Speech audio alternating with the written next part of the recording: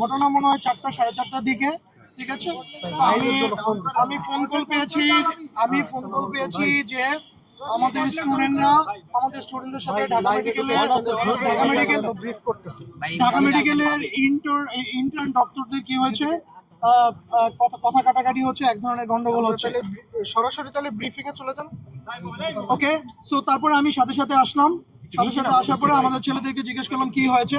মূল ঘটনা হয়েছিল উদ্ভিদ বিজ্ঞান বিভাগের 3য় বর্ষের ছাত্র মাহাদি হাসান সানি। উনি পেট ব্যথা ছিল, তো উনি ডক্টরের কাছে গিয়ে বলেছে আমার পেট ব্যথা। তো উনি ডক্টর মনে হয় 3টে ইঞ্জেকশন লিখেছে কোনো একটা স্পেসিফিক কোম্পানি।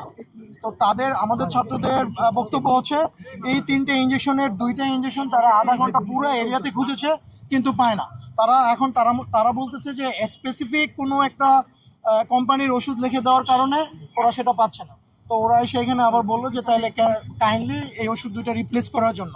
এটা হলো আমাদের ছাত্রদের বক্তব্য। এটা বলার পরে ওরা নাকি আমাদের ছাত্রদের উপর কি হয়েছে, চড়াও হয়েছে, ঠিক আছে। তা আমি এসে শুনলাম, তার মধ্যে আমি দেখলাম আমাদের ছেলেদের হাতে ওদের একটা রুলার আছিল, যেটা ওই যে ইউজুয়ালি প্রেসক্রিপশনের উপরে থাকে। এই রুলারটা নিয়ে নাকি ওরা আক্রমণ করতে আসছে।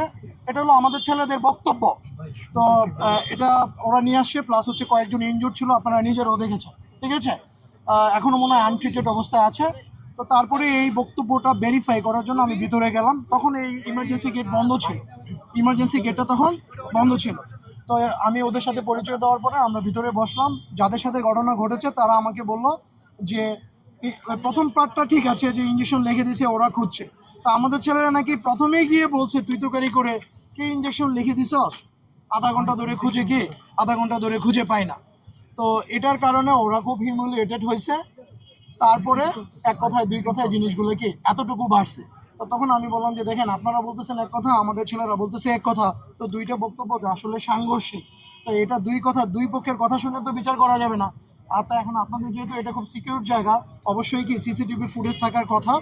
তো সিসিটিভি ফুটেজ যদি থাকে তাহলে এটা দেখলে আমরা আসলে প্রকৃত দোষীকে এটা বিচার করতে পারবো। বাই দিস টাইম আমাদের প্রকৃত স্যারকে অলরেডি উনি জানে, উনি অন দ্য ওয়ে ছিল।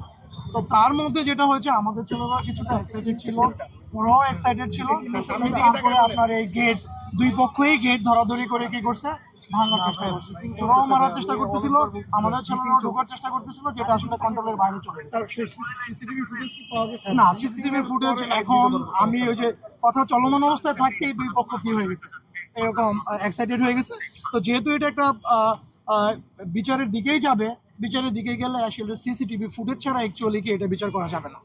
তো আমার মনে হয় এই মুহূর্তে পরিস্থিতি আমাদের দিক থেকে, আমাদের ইউনিভার্সিটির ঢাকা বিশ্ববিদ্যালয়ের ছাত্ররা এখানে একজনও নাই, আপনারা সেটা দেখেছেন। এতক্ষণ ধরে আমরা তাদেরকে কি বোঝানোর পরে আমরা চেষ্টা করেছি, আমরা বুঝাইতে সক্ষম হয়েছে যে যেহেতু একটা বিচার তো রাস্তাঘাটে বিচার করা যায় না, আপনারা জানেন। সো যেহেতু বিচারের প্রক্রিয়াটা নিয়ে চলমান ডিসকাশন হচ্ছে, তো সেহেতু ওদেরকে বুঝায় আমরা পাঠাই দিছি। এখন আমি ভিতরে জানি না যে ডক্টরদের কি অবস্থা, এটা আমি জানি না, কারণ আপনারা দেখতেছেন আমি কিন্তু আমাদের ছেলেদের নিয়ে কি হচ্ছে এখানে অনেক মানুষ আছে, যেহেতু জরুরি একটা গুরুত্বপূর্ণ একটা হসপিটাল, এটা বাইরে অনেক মানুষ এখন অপেক্ষা করতে তারা চিকিৎসা নিতে পারছে। জি, এই যে একটি ঘটনা ঘটলো, এর দায়ভার কে নিবে? একটা কোনো তদন্ত কমিটি হয়েছে কিনা, বা এটা খুবই দুঃখজনক। এখন দায়ভার কে নেবে এটা আসলে বলা মুশকিল, কিন্তু এটা আমাদের ছেলেরা যেহেতু চলে গেছে, আর আমাদের ছেলেরা কিন্তু এই রোডটা ব্লক করে না, ওরা এদিকে দাঁড়িয়েছিল। সম্ভবত আমার যতটুকু ধারণা ওদিকে পিছনে একটা অল্টারনেটিভ রোড আছে, খুব ইমার্জেন্সি পেশেন্ট ওদিক দিয়ে কি করছে, অ্যাক্সেস করছে। তো আপনি যেটা বলতেছেন তদন্ত কমিটি, অবশ্যই এখানে তদন্ত কমিটির ব্যাপারে আলোচনা হচ্ছে।